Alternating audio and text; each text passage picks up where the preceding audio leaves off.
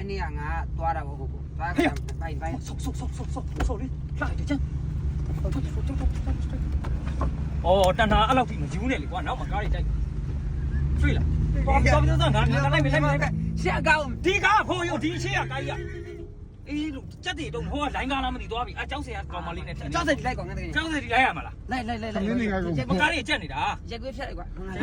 ငါလမ်းကြောက်စင်ပါဘယ်လိုလမ်းဆိုင်ဆင်းလို့မရဘူးလေမိဘကြီးလေမဟုတ်လမ်းလျှောက်ရင်တော့မြန်မှာကွာကားရတော့အေးကွာလိုင်းကားနဲ့ပါတော့တာငါတို့ကောင်းတင်လိုက်ရမှာ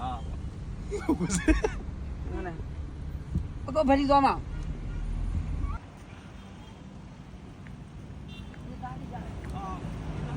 ကြောက်စဲကြီး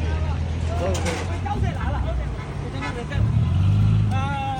ကြောက်စဲပါဟုတ်ဖလားတော့